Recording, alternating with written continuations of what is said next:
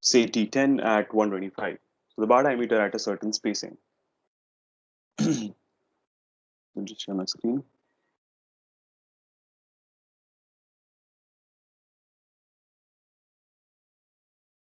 Uh, can you see my screen with the class notes? Yes. Yes, we Yeah. can. Okay, great. So this is where we stopped. We have designed the slab. So when we say we designed it, what we have principally done is we have found out what is the depth of the slab. A quick reminder, the depth of the slab is a function of the deflection criteria. So based on the deflection criteria, we said that the span to depth ratio for a simply supported slab, we assumed it to be 25. Based on that, and based on our span, we found out that we need an effective depth of 160, which means we need a total depth of at least 185. But considering practicality, we approximated it to a higher multiple of 25, which is 200, and then we back calculated the effective depth. Now, there's a new term that we've seen here, which is called as effective span, because the support has a certain width, and while calculating moment, we have to know what is the effective span. So we said that the effective span is minimum of L by D, or sorry, L plus D and L plus support width. So which turned out to be 4.23. Now, obviously, the first step or the second step was to find out what is the demand or what is the moment that the slab is supposed to resist. So, firstly, we found out all the loads. We multiplied it by 1.5 to get the factored load, and then we considered 1 meter width of the slab. Then moment, this is junior KG stuff. WL square by 8. We got the moment. Now again here, the unit that we have used for moment is kilonewton meter per meter width of the slab. So it's a slight difference from what we did in beams. Then we looked at this new formula, which I suppose I gave. We just looked at how this particular thing is derived. We did not derive it per se, but we looked at how this formula is derived from the formula of moment of resistance. So I really encourage you to sort of get familiar with this formula, revise it as frequently as possible. So we found out what is the area of steel required per meter of width. Then we have already assumed 10 diameter bars. Then we found out what is the spacing required, and we just check the spacing against our criteria. The criteria says that the spacing should not be greater than a certain value, and that value is a minimum of 300 or three times the effective depth. So 300 governs here since we are talking about minimum. The spacing that we are providing is 125, which is less than 300, and therefore what we have provided is sufficient. This was about the main reinforcement. Regarding the distribution reinforcement, we've seen that the distribution reinforcement is 0.12% of the gross area if we are using high strength steel, and it is equal to 0.15% of the gross area if we are using mild steel. Here we are using Fe415. Yeah, we are using Fe415, and therefore it is 0.12% of gross area. Gross area means width times depth. The depth is 200, the width is 1 meter, which is 1000 and now we have found out what is the minimum steel required. Again, we have assumed 10 bars. We found out what is the spacing, which is 325. We're going to check this spacing against our criteria, which says that the maximum spacing can be either 450 or 5 times the effective depth, which is 875. 450 governs, and the spacing that we have provided is less than 450. Therefore, everything is well and good. Now, the last part of it is providing a detail, because you cannot give these calculations to the site. The ultimate thing that has to be communicated to a site is the final. Any problem? Okay. So the ultimate piece of information that the site wants is the detail, and we're just going to look at the detail right now.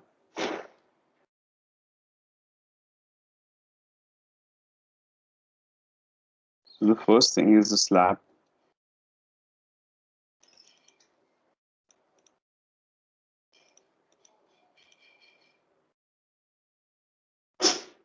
The slab is simply supported on a masonry wall.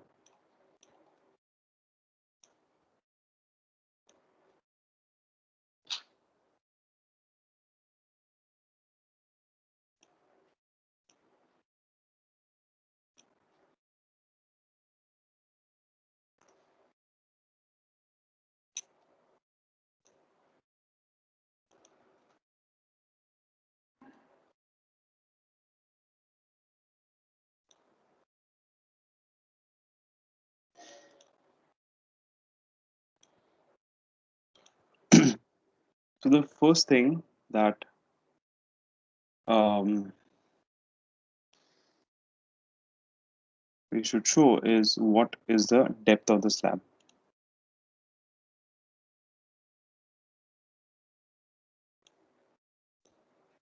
The total depth is 200. The next thing is reinforcement. Now, while showing reinforcement, I'm not sure if you're. I just hope that you've already seen this in one of the topics, say construction or something. So what we do is we start providing a bar, and then at a certain length from the support, we sort of bend this bar.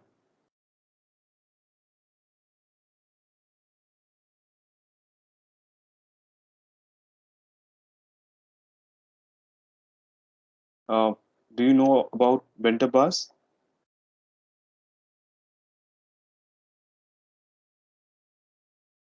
Uh, am I audible? Yes, you are. Yes. So have you guys heard about bent bars? Have you seen bent bars somewhere in an actual site?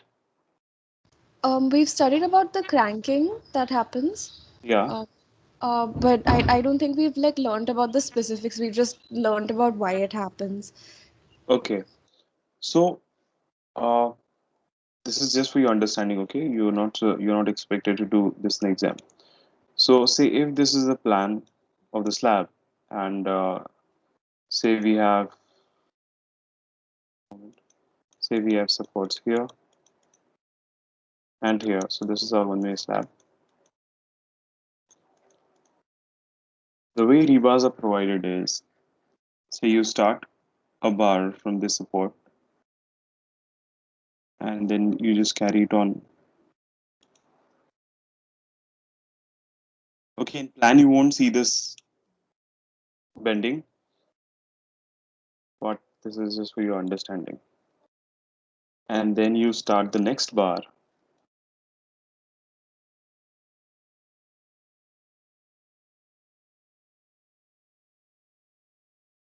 and it is bent up like this.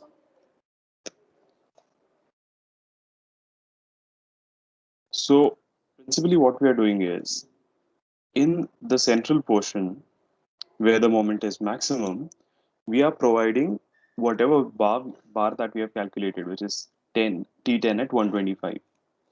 But even though we say that the support is simple, there's going to be no moment. But in practice, there's always going to be some amount of fixity. Whenever there is fixity, there's going to be bending moment. Okay, so to take one step back, let us look at the bending moment diagram of a fixed beam. So if we have a fixed beam that is uniformly loaded, the bending moment diagram is something like this, wherein this value is WL square by 12 and this value is WL square by 24. So by introducing fixity here, we get a hogging moment here. Similarly here, though we say that the support is simple, but practically there's going to be some partial fixity and there's going to be some amount of moment. So to take care of that moment, instead of so what we can do is we can either provide, say, top bars differently, but just let us try to keep things as simple as possible here. So let us just bend the same bar and provide it at the top. So what we are principally doing in this portion is we are providing okay, if we are providing AST here, which is T10 at 125, what we are providing here is AST by 2, because we are bending up alternate bars. So this bar that you see goes straight, and this bar sort of bends and goes to the top. Similarly, if I look at a bar beyond this, it looks something like this again. So we are bending up alternate bars just to ensure that there is some moment of resistance at the top as well. And why is it okay to do so? Because if you look at the bending moment diagram, I think I've drawn it somewhere. Yeah. So here at the center, the moment is WL square by 8, but towards the support, the moment is going to be much lesser. So it's okay if you reduce the bars by a little bit. But now the question comes as to where should we start bending these bars? So obviously there is a number for that, and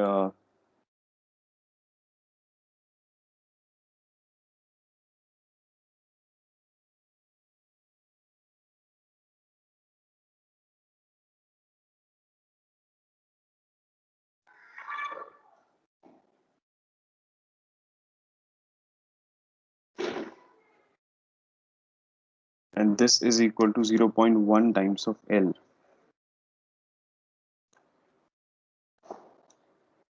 So which in our case is 0.42. So because 4.23 is a span, you can approximate it to say 420 or say 425.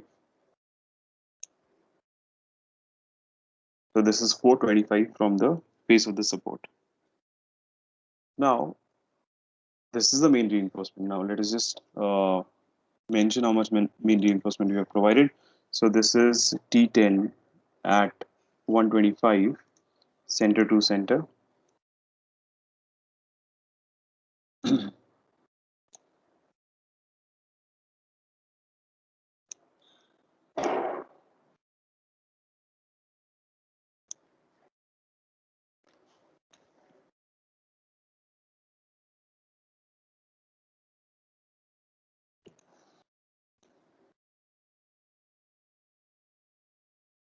And if we talk about the reinforcement at the top,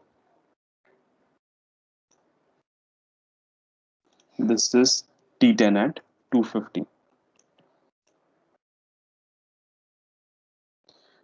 Now let us show distribution rebars.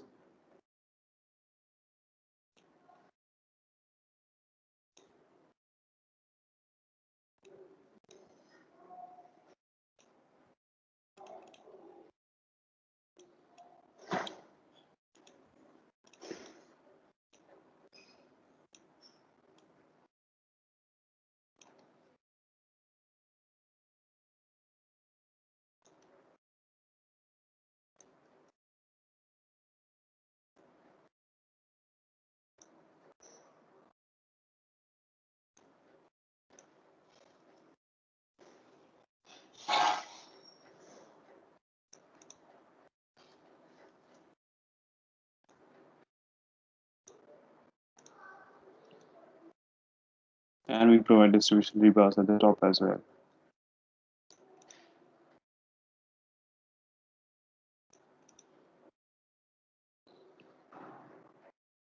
So this rebar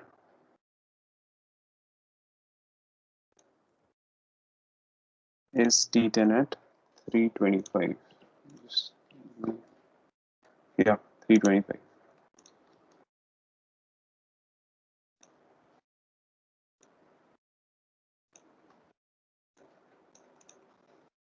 This rebar is T10 at 325.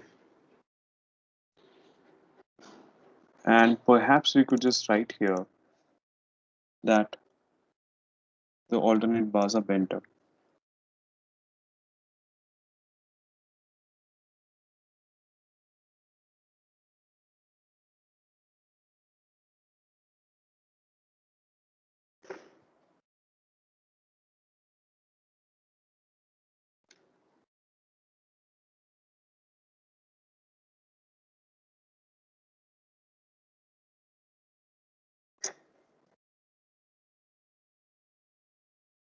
Oh, I think I've made a small correction here because alternate bars go straight. You can see these bars as well.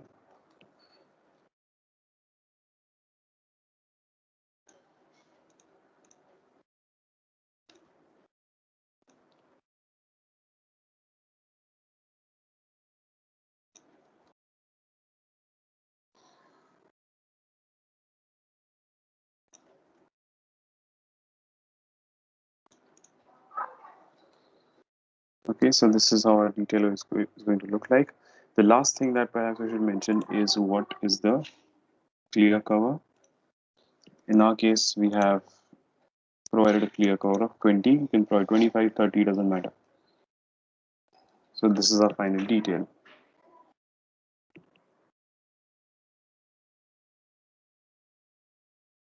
I hope you understood why I've shown this bar here. So these are actually two sets of bars. One is a bar that goes straight, and another is a bar that sort of bends.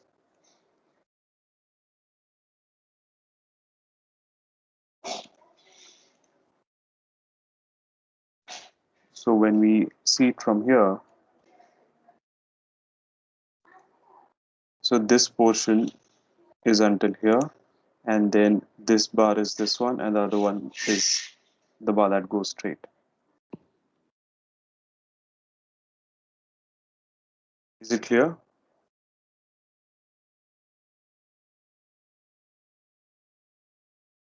Bhargav, Yeah. what's the difference between the T10 at 250 center to center and the T10 at 325 center to center?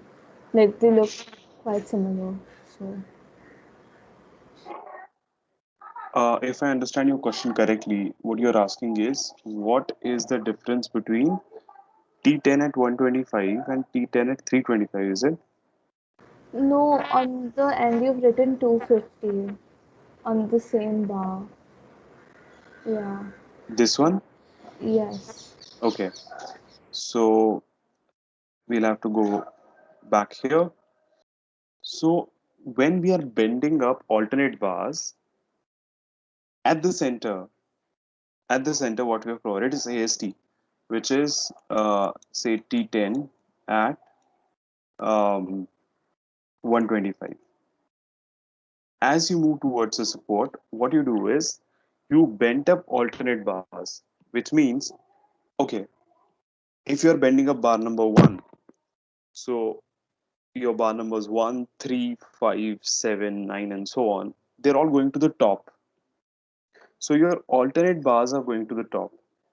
So if we have a spacing of 125 here, at the top, you'll have a spacing of 125 times 2, which is 250.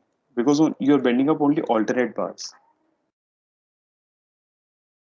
And therefore, I've written this T10 at 250. Because here the bars provided are T10 at 125, half of them bent up. So you're bending up bars at every 250 mm, and therefore the main reinforcement here is T10 at 250 center to center. Is that Okay. clear? Yeah. Thank you. So if you find that this detail is a little difficult, an alternate to this is wherein you could provide. I think just let's stick to one. Let us not look at more alternatives and increase confusion. So simple. Main reinforcement, this bent up alternate bars, when you bend them up, what is happening is even in this region, okay, perhaps I'll just write this here as well. Even in this region, the bars are T10 at 250. After this point, even here, the bars are T10 at 250 because you're bending alternate. So your bar numbers 2, 4, 6, 8, and so on are the only bars that go up to the support. And therefore, even here as well, the spacing has doubled or the reinforcement is half. So principally what we have done is we have divided 10 at 125 into two tens at 250. One that goes straight and other that goes bend, that bends up to the top.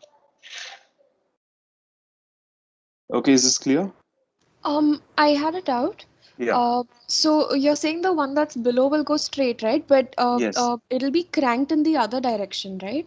Like Yes, if yes, correct. That's a very good point that you've put up. So if, okay, don't draw this, this is just for your understanding. So if I look at the bar on the other side, it would be bent up like this.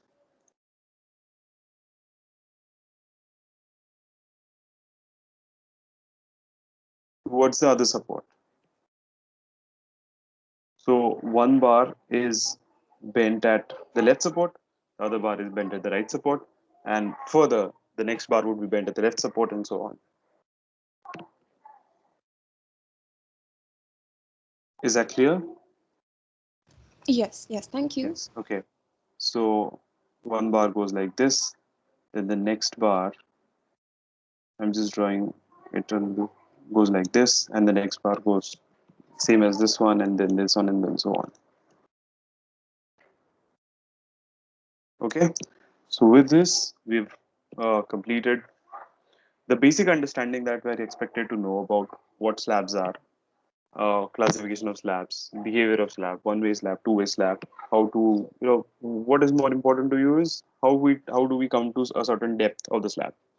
So we've seen that for different types of support, we have different conditions. Say for simply supported, we said that we can adopt a span to depth ratio up to 25. If it's continuous, we can increase that number up to 30, which means that we can provide lesser depth and so on. And this is a very basic design of the most basic type of slab, which is one-way slab. Okay, so perhaps next time we'll have a test on this topic. Just give me a moment.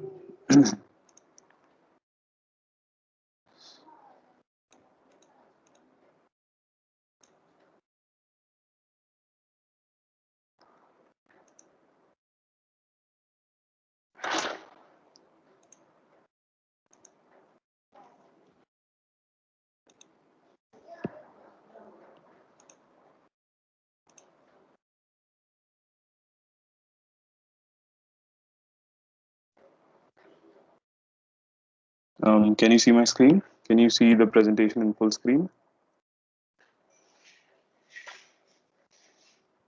Not in full screen.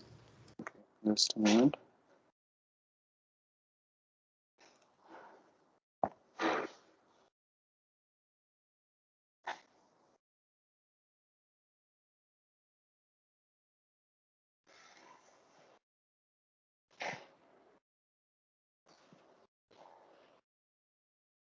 Now?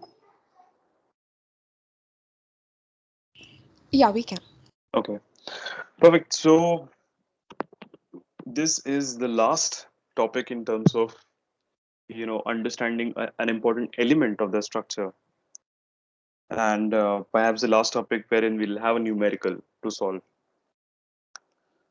So we've learned about we started with flexure, the basic the first point of contact for any load. So we started with beams, then we expanded our understanding of flexure to slabs. Then we looked at columns, and the final piece of the puzzle is footings. So this is the last part of the structure, which sort of takes all the loads and then it transmits all the loads to the soil. So in a typical structure that is built on ground, the portion of the structure which is above ground is called a superstructure, and the portion of the structure that is below ground is either called a substructure or founding structure or simply foundation. So, what do you think are the functions of a foundation? Not expecting a very technical answer, just a general कि foundation क्यों देते हैं? What is the function of foundation? That's it. Distributed load of the building in the soil. Yes, yes, that's the primary function. First is it should effectively support the structure by transmitting all the applied load effects. It may be in terms of axial force, shear force, bending moment to the soil. But what is more important is without exceeding the safe bearing capacity of the soil. Safe bearing capacity. Have you heard of this term before? Or you might deny, but I'm sure you have because I've looked at your syllabus. Bearing capacity we have. Yeah. So safe bearing capacity, like we have a number for everything. We have a number for the maximum compressive stress in concrete, which we refer to as the compressive strength. When we say M40 concrete, the characteristic compressive strength is 40 megapascals, which means that it can take stress up to 40 megapascals.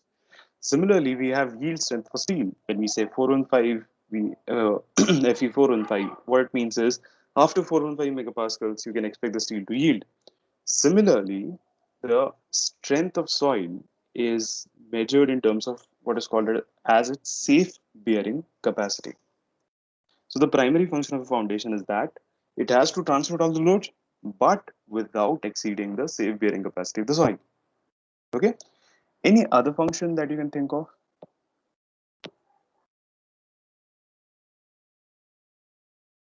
It anchors the building to the ground level. Yes. This is particularly important when the building is subject to lateral loads. Uh, in that case, a building is subjected to a lateral push or pull, and it is really important that the foundation anchors the structure so that the building does not overturn. So that's a very good answer. Any other function that you can think of?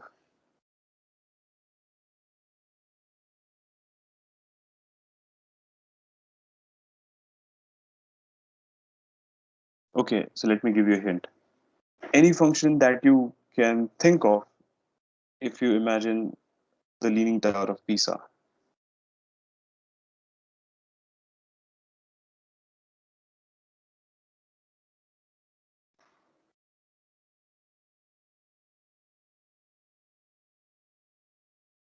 Come on now, I could not give an easier hint.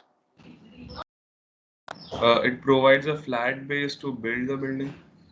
Yeah, that is fine. It provides a flat surface, uh, and but that's not a function per se. The function of a foundation is, firstly, the function is to make sure that all the roads are transmitted without exceeding the safe bearing capacity, and at the same time ensuring that the settlement of the structure is within tolerable limits and nearly as uniform as possible. So we might not experience this, or we might not have heard of this very commonly, but structures settle, and it all depends upon what is the nature of the soil on which it is being founded. But if the soil is very poor, then it's you can visibly see a structure settling.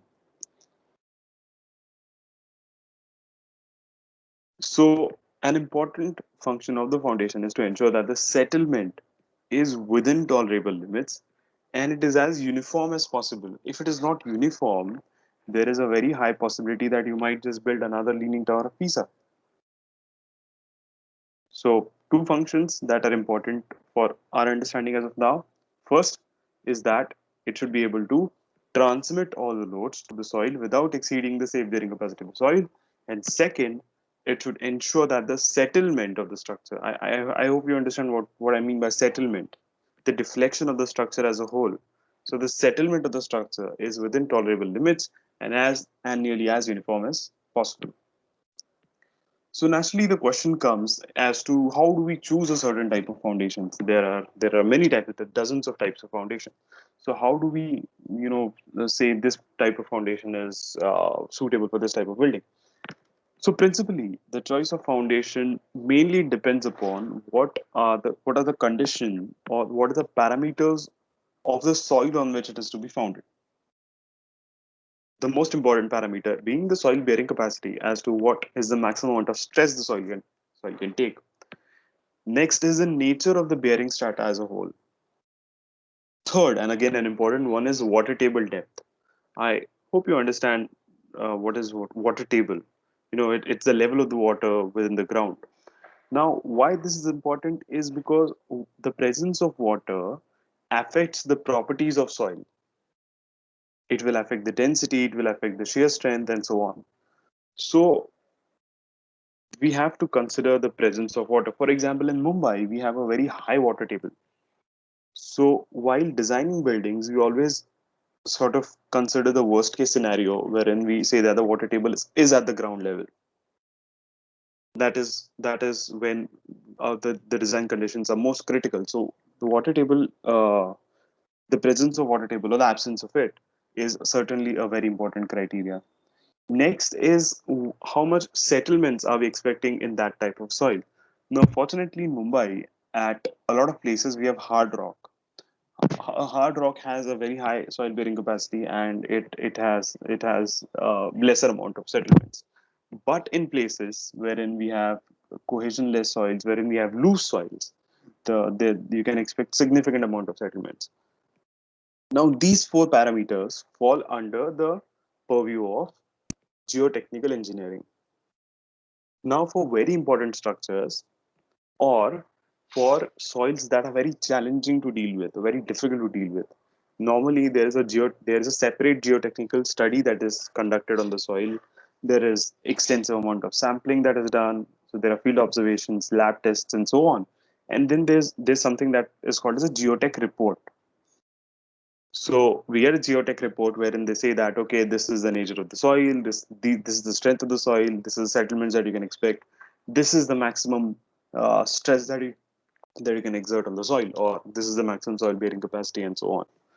So perhaps in all the projects that we do, we get a geotechnical report, and on the basis of geotechnical report, we sort of find out what are the different options of the foundation that we can provide. Can we provide isolated? Can we provide a mat? Do we need pile foundations, and so on? So these four parameters are the most important one. And yes, the next one is also, it depends on what is the type of the structure, whether it's a heavy and a short structure, or it's a very tall slender structure, and so on. So it depends upon the type of structure. And lastly, everything at the end, it all depends upon how much it is going to cost. So as a structural designer, we always have to look at different options and ultimately how much they're going to cost. So now let's talk about a chotu part of foundations, perhaps the most common type that we can expect to see in all the typical structures, which are called as footings. Now, footings are a type of shallow foundations. Unlike deep foundations, which include piles, caissons, and so on, I hope you have sort of at least heard of shallow foundations and deep foundations. So, footings are a type of shallow foundation. So, shallow foundations are provided wherein sufficiently strong and stiff soil is present at a reasonable depth from the ground. That is when footings are used. The most common type of footings are called as isolated footing. In a normal structure, in a typical ordinary structure, normally it suffices to provide a separate footing for every column. And such a footing is called as isolated footing. In isolated footings, typically the shapes that are used are either square. If it's a square column, we normally go with a square footing. If it's a rectangular column, you can either go with square or rectangular. But general practice is, if the column is square, it's a square footing. If the column is rectangular, it's a rectangular footing. Now, what is footing? Footing is nothing but a thick slab that is provided at the base, which sort of takes the load from the column and then distributes over a larger surface. Okay. Now, even in footings, you have some options. So you can provide a uniform depth throughout the footing, which is called as a pad footing, or you can provide steps in the footing to optimize the use of material, or you can also provide slopes. So we have a pad. So we have three types: pad footing, step footing, and slope footing. Okay. Now the question is, why is it that we slope footings like this and not the other way, or why is it that the steps are given as we move away from the column and not towards the column?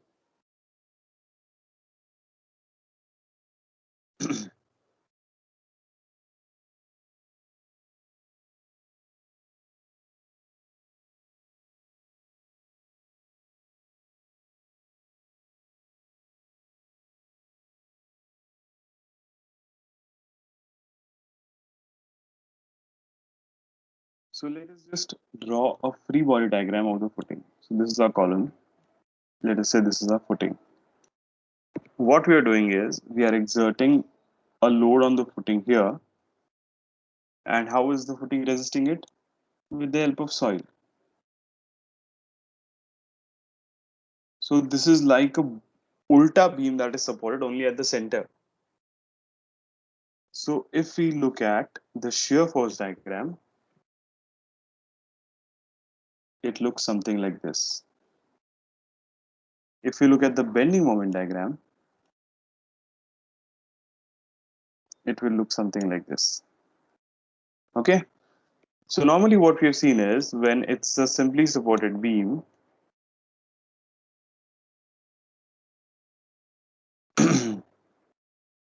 the bending moment diagram. Okay.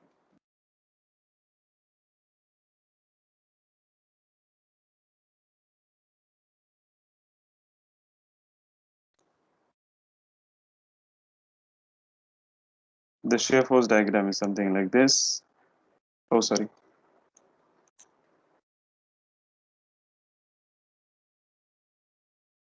The bending moment diagram is something like this.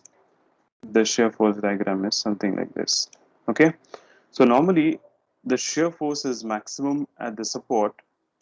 The bending moment is maximum at the center. Okay.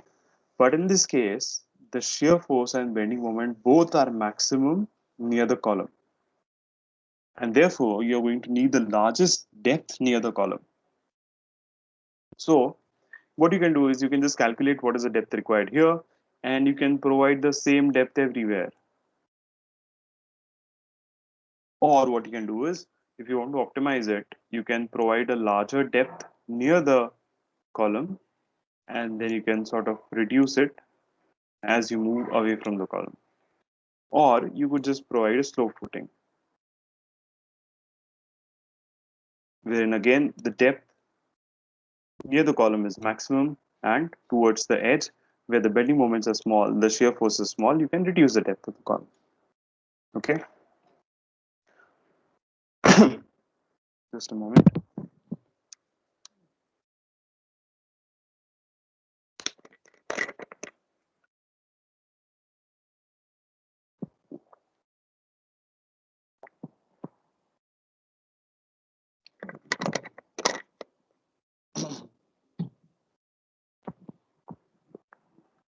So yes, just as we saw in the free body diagram, the soil bearing pressure tends to bend the footing upwards.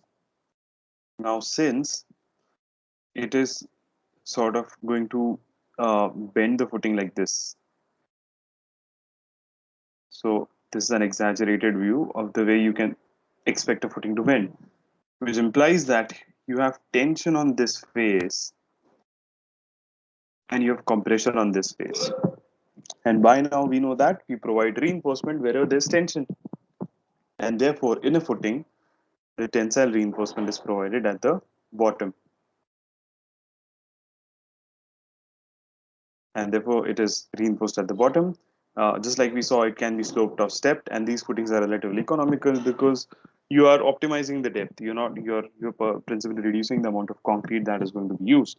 But you have to take care that whenever you're using either a step footing or a slope footing, the minimum depth at the edge should be 150 mm. The maximum depth we calculate it based on different criteria. It is shear, flexure. We're going to look at it. The next type of footings are called as combined footings.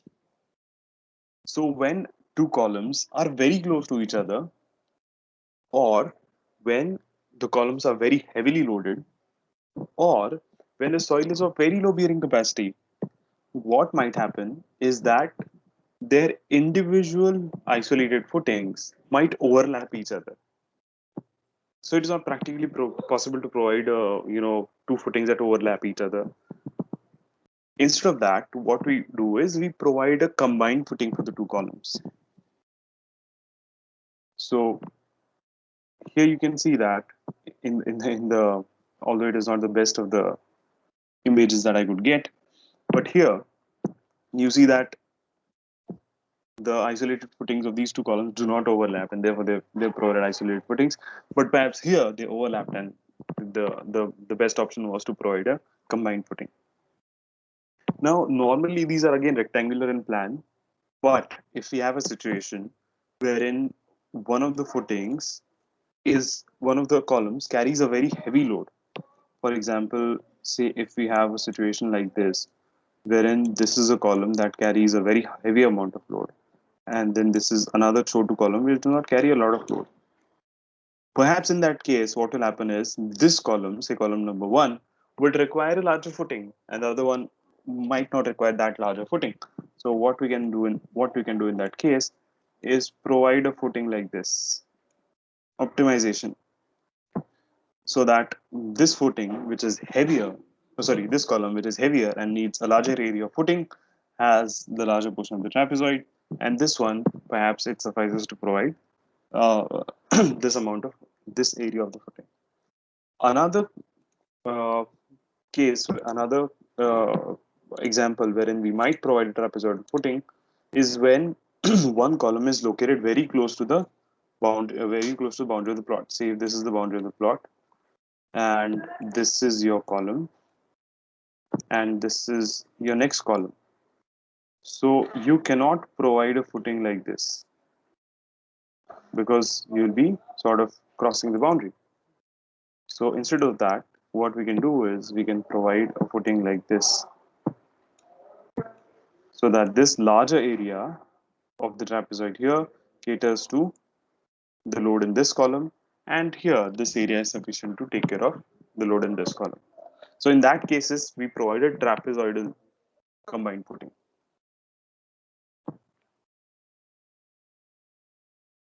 Now, say if you want to combine columns that are very closely spaced in a single line, in that case, you might have a continuous footing over three or more columns. This type of footing is called as a continuous strip footing. Now, imagine a case wherein you have closely spaced columns in both the directions. In that case, we would provide what is called as a raft footing. So there's a single footing for all the columns. There's a single footing that supports a grid of multiple columns. Such a footing is called as raft footing. Now, practically, you might not encounter a case wherein the columns are so closely spaced that all of their individual isolated footings are overlapping. But this is normally provided when the when either the soil is very poor and you might expect a lot of settlements, a lot of differential settlements. Say one part of the one portion of the plot has a certain type of soil, the other portion has a certain type of soil. One of the soils is poor, and you might expect differential settlement. So in that case, to take care of differential settlements, raft footing is provided so that the settlement is as uniform as possible. Or if the area of the isolated footings is more than 50% of the plot area, so the isolated footings you require are so large that they cover more than 50% of the plot area. So in that case, provide perhaps it is economical to provide a raft footing. Okay, so we have simple types of footings we have learned. We have looked at isolated, combined, continuous, and raft. A last type of isolated footing is a is a deviation from the conventional combined footing. It is called a strap footing. In a strap footing, isolated footings are provided for both the columns, but these footings are connected by a beam which is called as a strap. Okay, then this strap or this beam perhaps does not rest on the soil. The function of this the function of this strap beam is to sort of ensure that the load distribution between the two footings is uniform, and thus the soil pressure below these footings is uniform. Okay, so now let us see when this type of footing can be used. So if you have two columns that are at a significant distance, but you need a combined footing. So what will happen in that case is your isolated footing might be a very narrow one, a very long one. So the problem that happens here is if you look at the free body diagram, there's a column here, there's a column here, and there's a uniform load here. Let us say that there's a uniform load here. So the larger the span, okay, the larger is going to be the bending moment. So if the footings are located at a significant distance, instead of providing combined footing, what I can do is I can provide isolated footings, whatever each column requires, and then I can just connect them with a strap beam. Now this beam has a large amount of stiffness, by the virtue of which it sort of balances the force between the two columns, between the two footings, and make sure that the soil pressure is more or less uniform.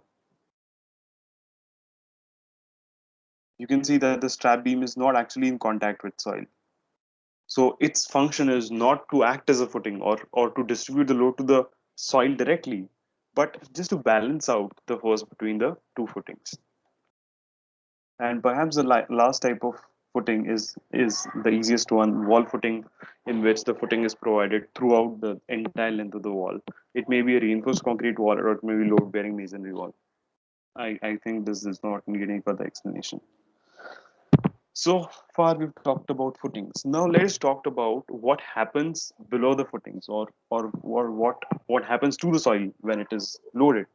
And specifically in that, let's talk about soil bearing pressure, safe bearing pressure, or allowable bearing pressure, and how we are going to use that number. That's all. We are not going to get into geotechnical engineering and see how this number is calculated and talk about pressure bulbs and so on. We just going to keep it as simple and as much information as we need.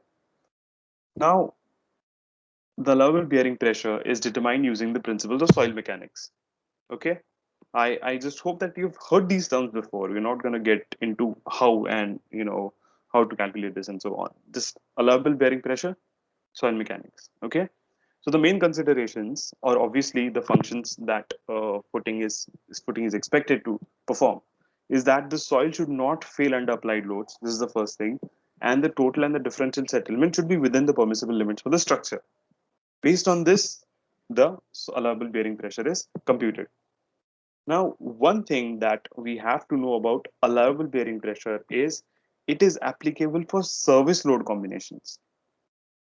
Okay, now we will understand what is the use of it, but as of now, just sort of lock it in your mind that allowable bearing pressure is used for service load combinations. Another way of looking at it is this number that you get, allowable bearing pressure, it is denoted by Q, is just like our service load, W. Okay, WU is the factored load. Allowable bearing pressure is like service load. And the computation of the footing plan area is based on service load combination. So just let me quickly tell you what this means. So if the geotech report says that your uh, allowable bearing pressure is, say, just a moment, I just want to give you a realistic number. Yeah, if it says that this is 300 kilonewton per meter square, so this is the safe bearing pressure, and say the load that the column is expected to carry is 2000 kilonewton. Okay, so you have to sort of disperse a load of 2000 into the soil such that it does not exceed the bearing capacity of 300 kilonewton per meter square. Okay, please note that this is a service load. In this case, the factored load would be 1.5 times of 2000, which is 3000 kilonewton. But we are talking about the safe bearing pressure, or allowable bearing pressure. We are talking in terms of service loads. So as of now, this is not of concern to us. What we are interested in is service load. So what this means is, now basic principles: force is equal to stress upon area. Okay, so area is equal to, okay, sorry, I think I yeah. So stress is equal to force upon area. Okay, so area is equal to force upon stress. The force is 2000. It is, the unit is kilonewton. Q in our case is 300 kilonewton per meter square. So kilonewton gets cancelled, meter square comes to the numerator, and 2000 divided by 300 is approximately 6.67. So this is 6.67 meters square. So this is the minimum area of the footing that we must provide. So this is how the number, which is called as safe bearing capacity, helps us. You just take this number, understand what is the service load that the column is going to take, just divide the service load by the value of safe bearing capacity, and the number that we get is the minimum area, plan area of the footing that we have to provide. Okay, so this is the significance of safe bearing capacity. Now, what happens actually is that the sort of pressure that builds below the footing is not uniform. If we so it basically depends upon what is the type of the soil and what is the type of footing. So it depends upon the rigidity of the footing and the properties of soil. So if it is found on, say, a cohesionless type of soil, which is sand, then you might expect a pressure like this, which is there's maximum pressure below the column and the pressure decreases as we move away from the column. It is If it is found on a cohesive soil like clay, then you might expect the profile of bearing pressure something like this. But for simplicity, we just assume that irrespective of what is the rigidity of the footing or what is the type of soil, we for our convenience we assume that the distribution is equivalent and the pressure distribution is uniform below the footing. So the area of the footing based on the slab, the area of the footing base slab provided such that the bearing pressure below the footing is less than the safe bearing pressure of the soil. That is what we just saw, and suitably reinforced by a mesh provided at the bottom of the slab. We saw that it is going to bend like a saucer, wherein there'll be tension at the bottom and compression at the top. And what we know as of now is, yes, wherever there's tension, we provide reinforcement, and therefore a mesh of the reinforcement is provided towards the bottom of the footing. Okay, a moment, please. Any questions here, by the way? Any questions until whatever we have learned so far? So these are so every topic itself is a broad topic. What we are trying to do is we are just trying to filter out the information that I think is sufficient for us. Basics of everything. So any questions so far?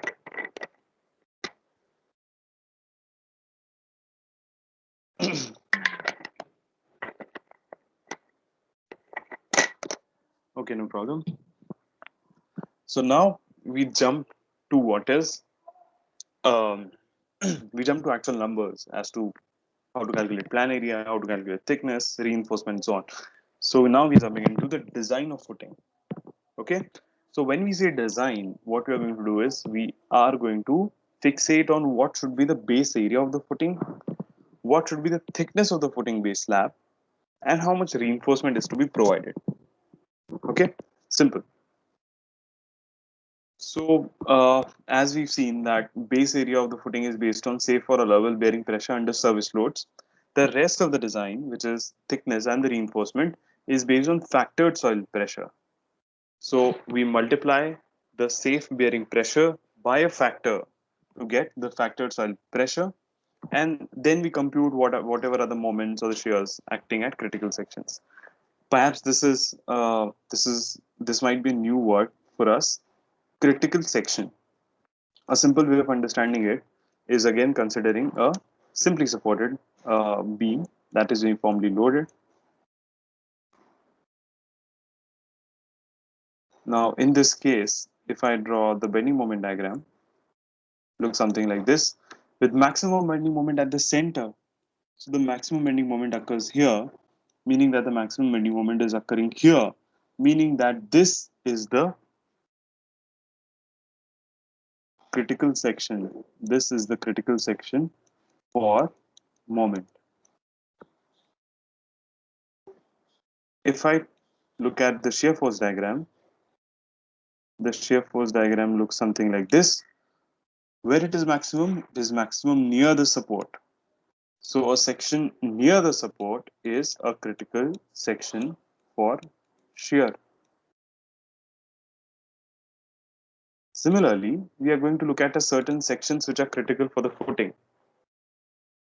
Okay, so before we get into the design of anything, we have sort of looked at the design considerations, meaning that if you're talking about slabs, we know that the depth of the slab is based on deflection. We don't care about shear in slabs because the area is so much that the shear stress is distributed. We only care about flexure. So the depth of the slab is finalized based on what is the deflection criteria, and then the reinforcement is based on flexure. Okay, in columns, the size of the column and the reinforcement is based on what is the action load, and then you have also considered minimum moments. Similarly, in footings, see, it is the footing is the last element. It carries the load from everywhere.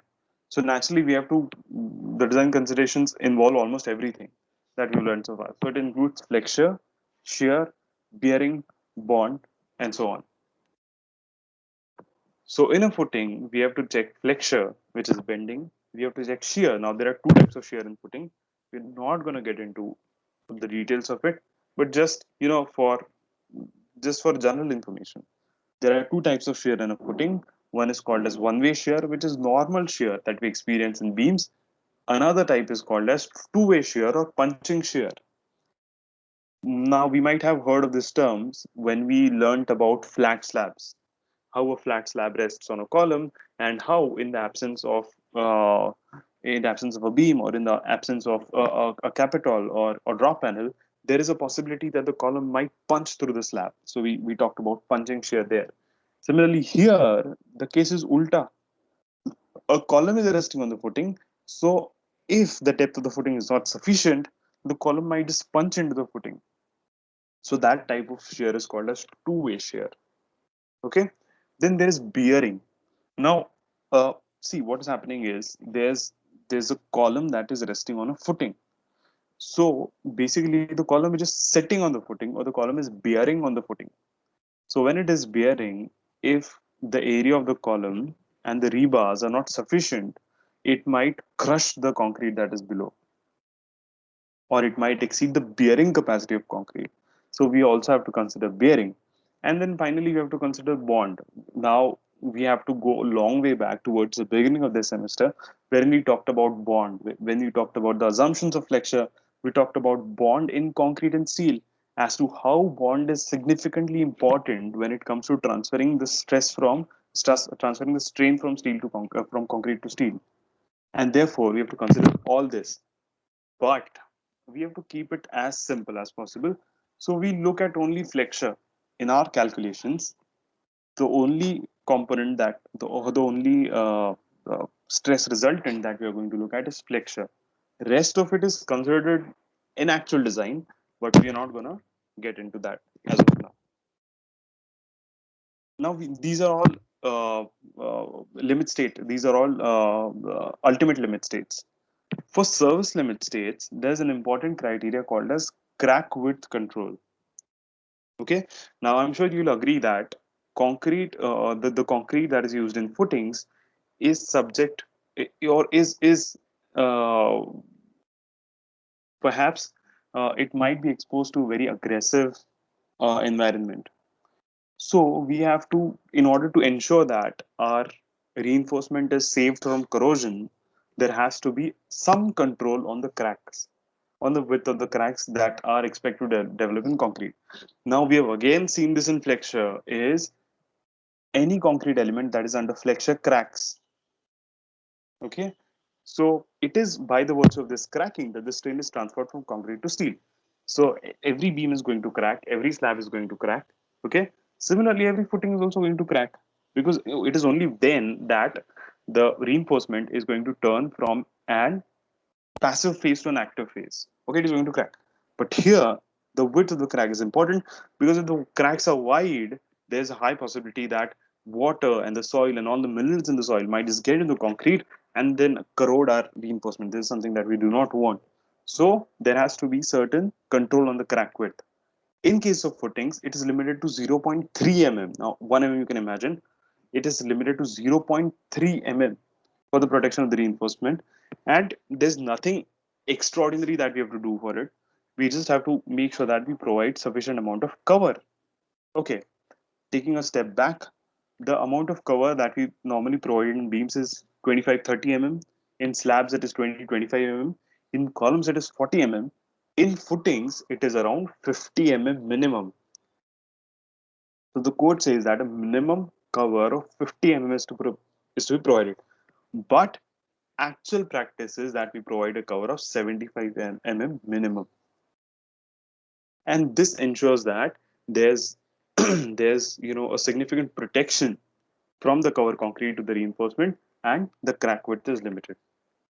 Okay, so remember this number 75. Minimum 50, but what is minimum? What is provided practically is 75. Now, the first element, that is the thickness of the footing. The thickness of the footing is normally governed by shear. Okay, again, taking one step back. Slabs, the depth of the slab is governed by deflection. Here, the thickness of footings is governed by shear, but our syllabus restricts us to consider only flexure and not shear. Therefore, we are going to learn how to calculate the thickness of footing based on flexure. Okay. Remember this: the thickness of the footing is governed by shear and flexure, but normally shear governs. But because of the limitations of our syllabus, we are not going to look at how to calculate the depth of the footing based on shear. We are going to look at how to calculate the depth of the footing based on flexure. Okay. So normally slope footings are economical compared to flat footings. But again, we are going to design a simple pad footing because we sort of don't want to increase our calculations and the time in doing so, and we might not have sufficient time in the examination. So simple, we are going to look at a simple pad footing whose depth will be governed by flexure criteria. Now remember that in a footing, there's always a PCC leveling course which is about 100 mm thick, which is provided below the base. So normally, when the soil is dug and then there's a rubble, there's a layer of rubble that is provided, above which there's about 100 mm thick PCC leveling course, which is plain cement concrete, upon which the footing is placed. Um, so we are not okay. We are not going to get into the design of shear, but just for your information, FU is for your understanding or for your information. We talked about critical sections. Here I explained that this is the critical section for moment, this is the critical section for shear. Similarly, in a footing, if you are talking about one-way shear, the critical section is located at a distance of D from the face of the column. So this line that you see, it is a critical section for one-way shear. Okay. In our simply supported beam, our critical section, we have not learned it, but, but just to give you the critical section is located at a distance of D from the face of the support. Here, the critical section is located at a distance of D from the face of the column. If you're talking about two-way shear, now the critical, it is punching shear. So naturally, there's going to be a punching perimeter. So this critical section is located at a distance of D by 2 from the face of the support. Okay, not important to us from an exam point of view, but just for our understanding so as to where the critical section is located for shear in case of footing. In case of flexure, the critical section is located at the face of the column, meaning that if this is our footing and this is our column, this is the critical section. Okay, sorry, the face of the column. So this is the critical section for flexure in this direction, and this would be the critical section for moment in this direction. Okay, we are going to see how it is important to us and how to deal with it, that we're going to see. But as of now, just remember that the critical section for flexure is located at the face of the column. That's it. Now, just like we have minimum reinforcement in slabs, the same numbers are also applicable for footings. So the minimum reinforcement in slabs is 0.15%. If it is Fe250, it is 0.12%. If it is Fe415, and so on. Okay, and there's a last slide on bearing. Now, I since this is a design consideration, I just thought of putting this slide. What it simply means is, so you have this column which is resting on a footing. So if you look at the interface, you have a column like this, and then you have a footing like this. So the concrete in this region is going to be subjected to bearing pressure. Okay, the bearing pressure is a fraction of FCK. So let us say it is 0.25 times of FCK. Okay, so if this bearing pressure exceeds, what might happen is that the concrete in this region might crush. Okay, so first of all, what is checked is the is this area is this area, which is the area of the column, sufficient to sort of transfer the concrete force into the footing. If it is not the case, then we always take help of what are called as dowel bars. If you have been to a construction site which is on its foundation level, you might see these bars coming out of a footing. So these bars are nothing but dowel bars. So what happens is a part of the stress is transferred from concrete, and the remaining part, which the concrete cannot take, is transferred by reinforcement. Okay, so that's it about bearing capacity. That we should understand this. I think there's nothing further that is important to us at this point of time. So just please read the slide. It basically says the same things that I've explained with an example in proper words. So this was all the theory that I believe that we should understand about footings. So we basically covered the functions of footing, then the functions of foundation in general. Then we specifically looked at the most common type of foundation, which is footing.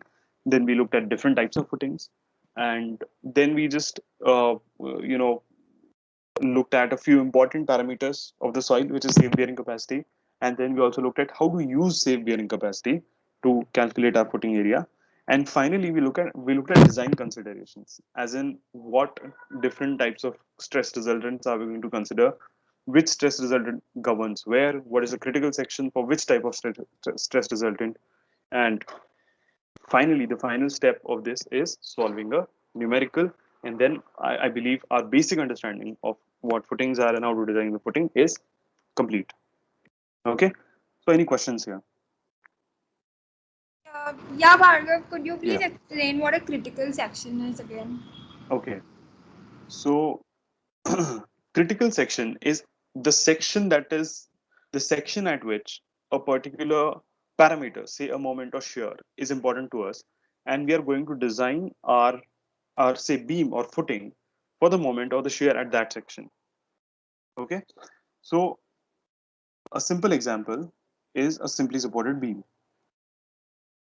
that is uniformly loaded.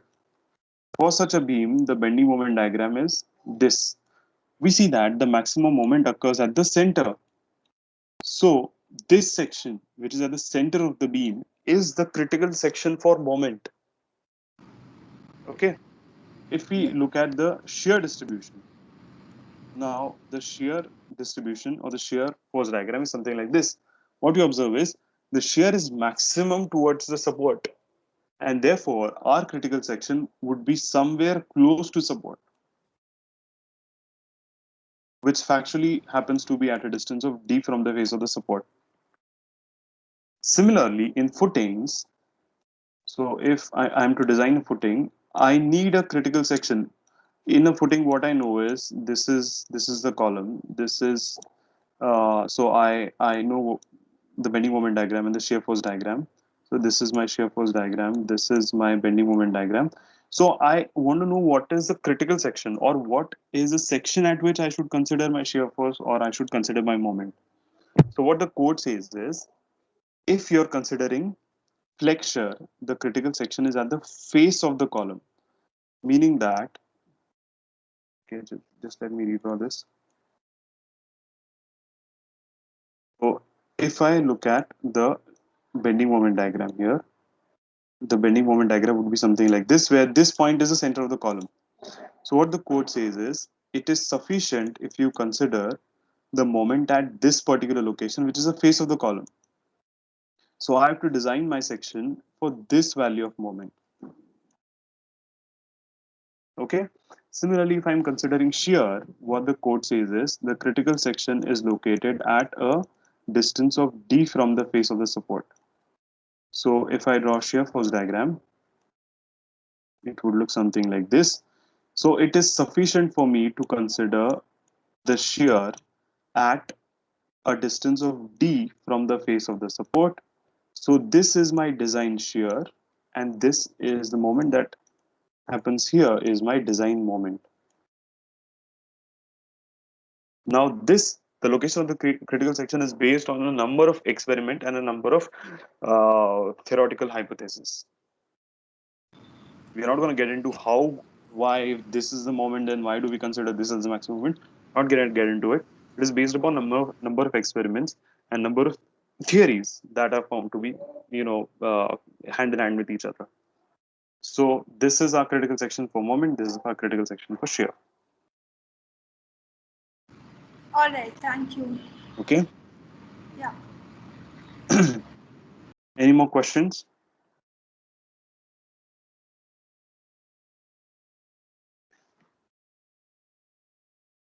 Okay. Then